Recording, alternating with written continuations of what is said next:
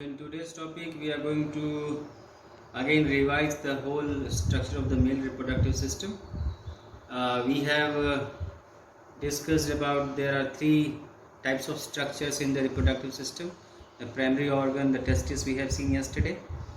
Then we have seen the whole structure of the male reproductive system along with the accessory glands and the ducts. In today's topic, we start with the accessory glands first of all. So we start with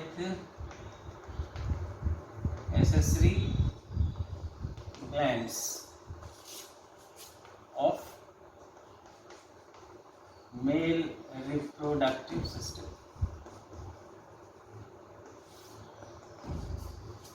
This is the first topic for today. Just a minute. Yes.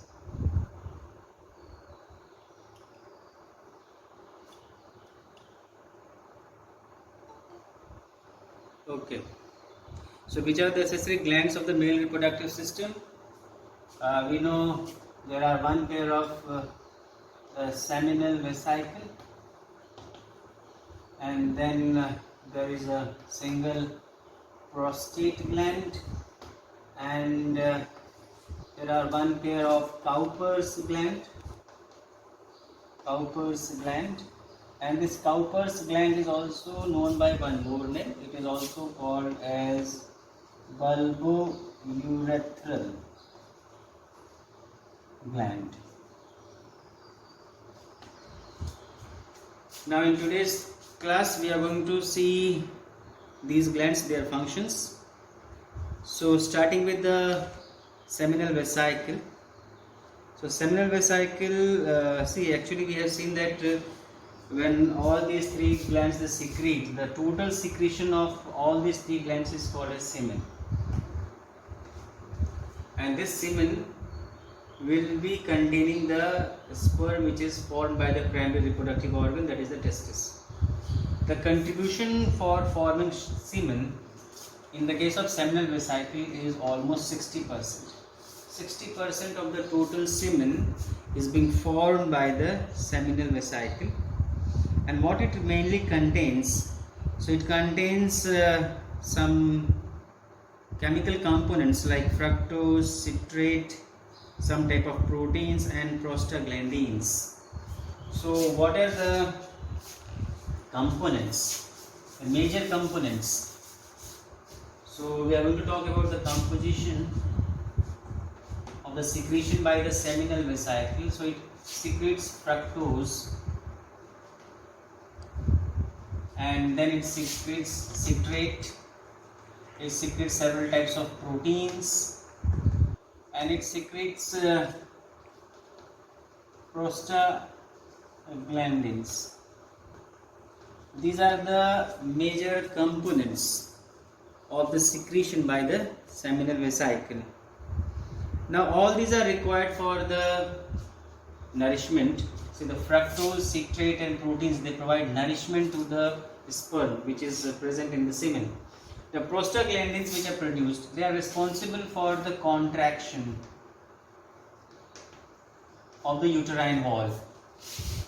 When the semen is discharged into the vagina, then it is responsible for providing contractions to the uterine wall so that the sperm is able to move.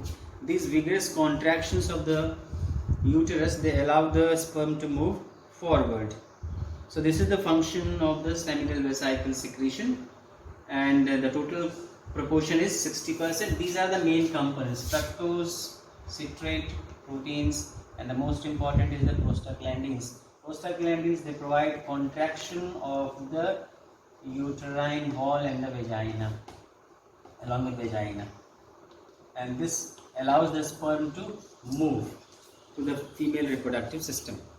This is all about the seminal vesicle.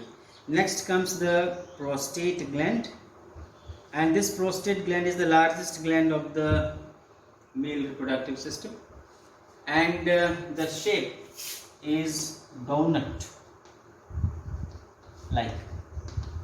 It's a donut like shape, and this is present just at the place where the urethra is connected to the ejaculatory duct. We have seen in the structure of the male reproductive system. Over that it is present. Of the total semen produced, the prostate contribution is 30% of the total secretion. 30% of the semen is contributed by prostate gland. And what it produces, it is responsible for producing a alkaline secretion. So the function of prostate is written over here. It produces an alkaline secretion. This alkaline secretion is responsible for the neutralization of the acidic medium which is present in the urethra of the male reproductive system and even in the vagina of the female reproductive system. See, the acidic medium is harmful for the sperm. So to neutralize it, alkaline secretion is being produced. This alkaline secretion is in the form of a bicarbonate. This is the type of bicarbonate which is produced by the prostate gland, and this is responsible for the neutralization, and it is responsible for helping the sperm so that they are not killed by the acidic medium of the urine. Along with that, the secretions of the prostate also helps in the nourishment. The basic purpose of semen is to provide two functions. It is responsible for nourishment and is responsible for protection. These are the two basic functions of the secretions which are produced by the seminal vesicle and prostate. Now comes the third gland, that is Cowper's gland, also known by a name bulbourethral gland, and they are present at the base of the male genitalia on the either side, and they are responsible for the lubrication. And see, out of total 60% comes from seminal vesicle, 30% comes from prostate. So almost 90% is being contributed by seminal vesicle and prostate.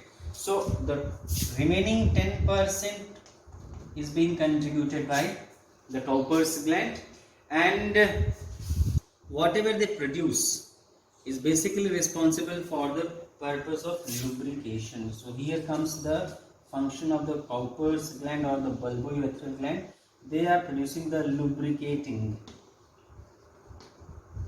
secretion, and this lubricating secretion is being produced here, which is responsible for the frictionless movement of the male copulatory structure, that is the penis.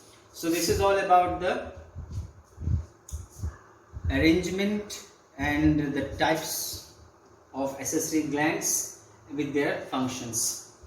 Now comes the third part of the reproductive system, and the third part of the reproductive system is the external genital organ, which is also called as the copulatory structure, and that is the penis.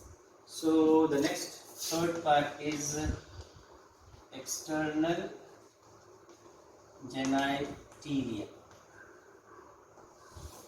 External genitalia, and this is the genitalia of the male reproductive system. External genitalia of the male reproductive system. The external genitalia of the male reproductive system is the copulatory structure and is called by the name penis. And this structure, it is made up of erectile tissue, and to see the arrangement of these erectile tissue, we are going to see the transverse section TS of this copulatory structure. So the transverse section will be looking in this way. This will be the cut section of the male reproductive system, and at this end will become the posterior end of the section, and this will become the anterior end of the section. And towards the posterior end there are two highly vascular contractile tissue. These are the two contractile tissues which are present at the posterior end, and they are called as, these two are called as corpora cavernosa. And in the cut section there are so many blood vessels. These all are the blood vessels which will be seen in the cut section. These all are the blood vessels.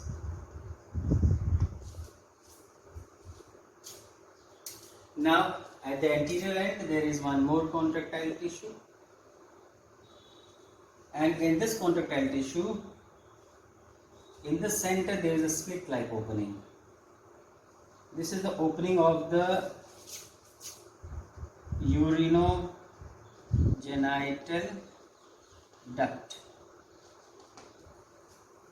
and this urinogenital duct is surrounded by corpus spongiosum. This tissue is corpus spongiosum, and in the whole transverse section again there will be so many blood vessels in this tissue also.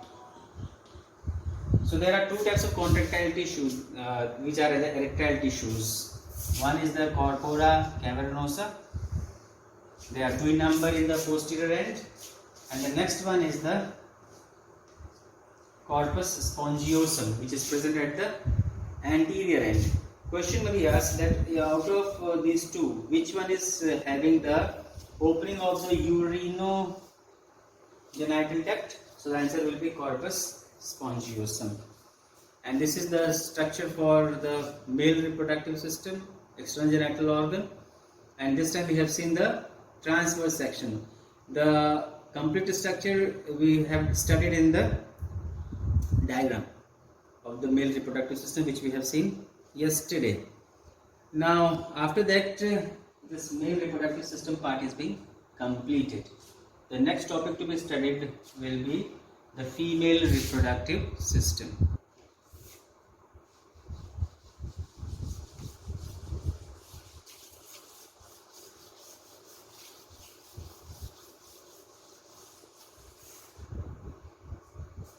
So now the new topic is the female reproductive system. And again, in this topic what we will study about the different parts of the female reproductive system. These organs of the reproductive system, they are categorized into three different types of organs.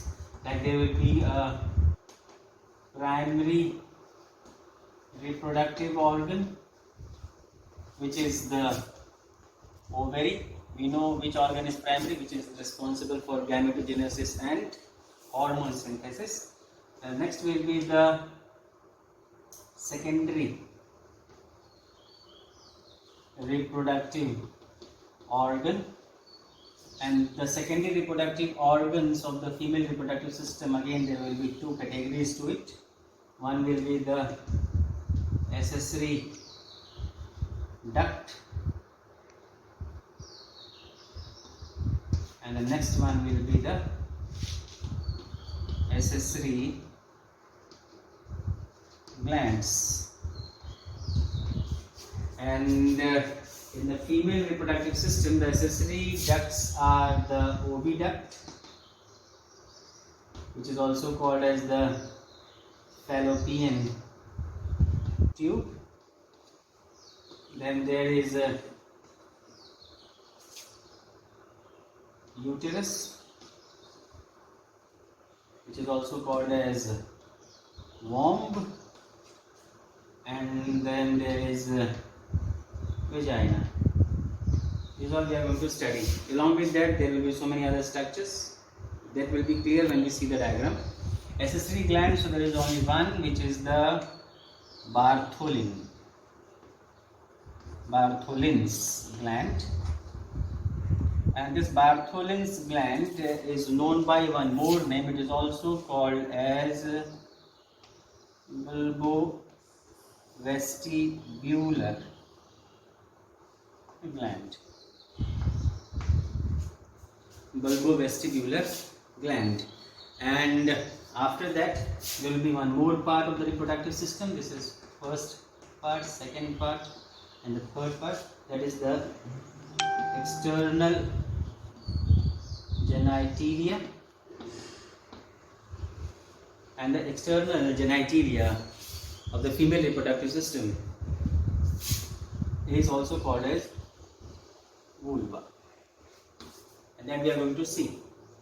One thing is left here in accessory glands. One is Bartholin, and there is one more, that is the mammary gland. Mammary gland. There are two glands to be studied, the Bartholin gland and the mammary gland. So this is the total bifurcation for the organs of the female reproductive system, and here we will be studying about these organs separately, one after another. Right. So this is all for today. Thank you and have a nice day.